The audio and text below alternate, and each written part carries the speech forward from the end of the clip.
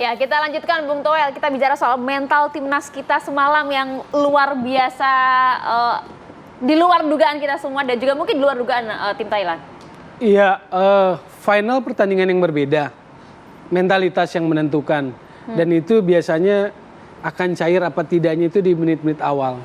Bagaimana sentuhan para pemain pertama, passing pertama, kontrol pertama, dan itu kemarin rupanya bisa mulus dilewati oleh para pemain kita. Saya lihat Thailand tersendat, bahkan mereka banyak passing salah, terutama di babak pertama ya. Dan kita berhasil memanfaatkan itu. Apalagi waktu mereka tertinggal 2-0, udah langsung bergantian pelatihnya udah skenario pasti udah buyar. Tapi untung walaupun ada sempat dikejar jadi sama 2-2, mentalitas pemain kita tetap naik ya. Karena saya lihat juga kebugaran jauh lebih baik. Pemain-pemain kita dari sisi kebugaran jauh lebih bagus. Jadi habis menurut saya sih semalam Thailand. Pada saat 2-2 pada saat seri itu kan mungkin kenangan-kenangan lama selalu gagal di final itu kan biasanya mempengaruhi tim kita kan drop duluan lah itu istilahnya. Iya, sebetulnya kalau dua-dua pemain itu kan ada situasi yang hilang konsentrasi aja. Karena sebetulnya kan udah selebrasi itu, tapi ternyata belum selesai pertandingan. Kena prank bahasanya. Iya, jadi ketika situasi mulai lagi pertandingan bola mati ya. Hilang konsentrasi aja menurut saya sih situ. Ada momen yang bisa diambil oleh Thailand gitu. Oke. Dan momen itu dibalas ya oleh timnas kita di perpanjangan waktu hanya 5-2. Gitu. Bahkan untuk sebuah final yang nggak boleh banyak kesalahan, Thailand lebih banyak kesalahan. Termasuk gol ketiga Irfan Jauhari itu kan center back-nya tuh, Somchai itu yang kesalahan. Jadi kan di level final seperti itu kadang banyak hal yang di luar dugaan gitu loh. Dan itu terjadi.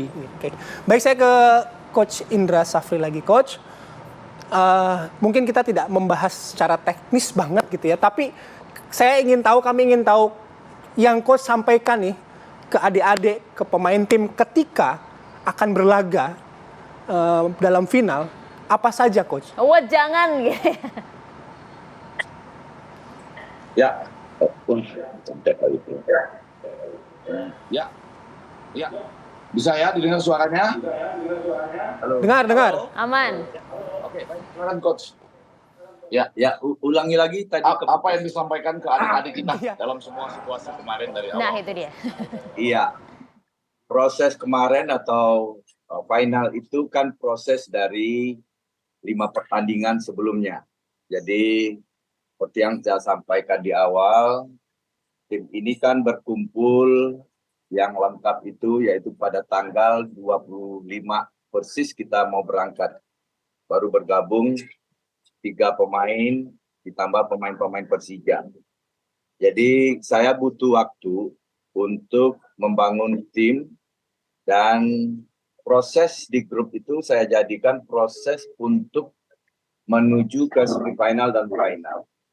Jadi tidak hanya pertandingan final saja yang kita lihat, tetapi pertandingan final kemarin adalah proses dari semifinal dan fase grup.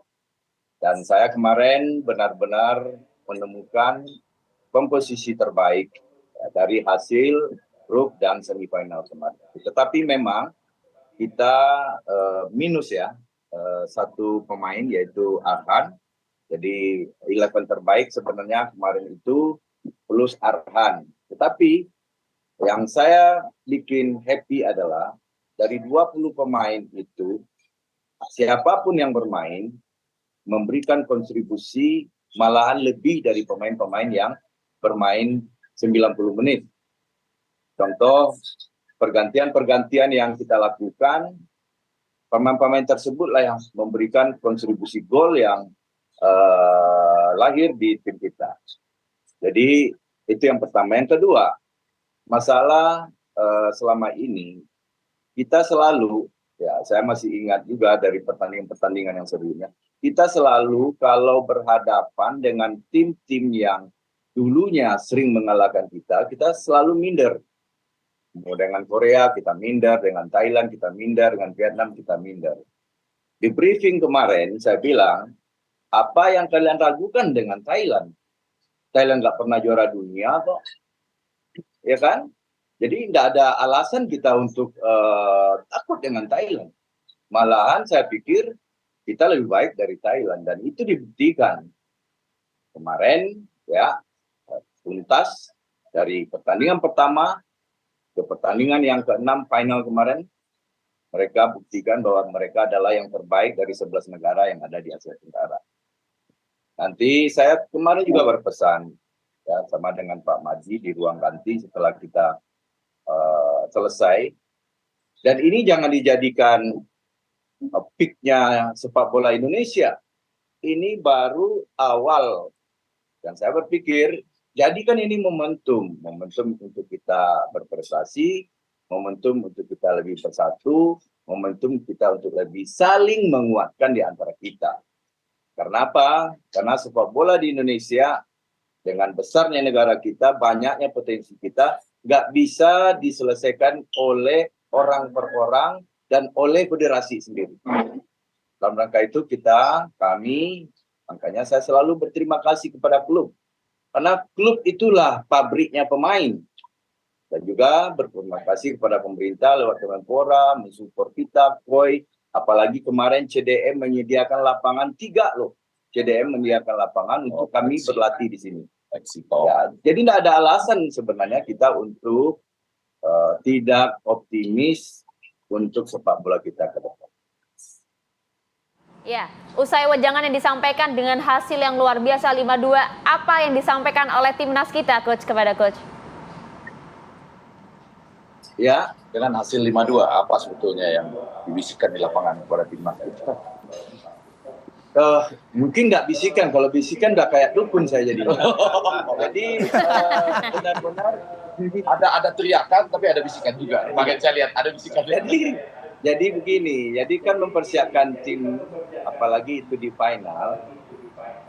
Saya bersyukur PSSI menyiapkan semua perangkat, ya sampai saya disupport oleh ada psikolog dan setiap membuat atau menyusun para pemain, kita berdiskusi.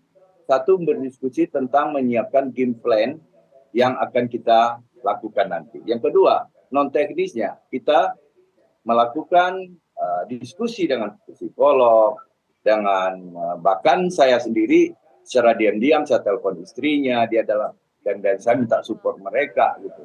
Jadi banyak hal yang kita lakukan, tetapi kalau bisikan yang paling ampuh mungkin itu kemarin, bahwa Thailand belum pernah ikut dan lolos dan juara dunia. Sama dengan Indonesia, kita masih sama-sama berproses untuk jadi negara sepak bolanya yang bagus.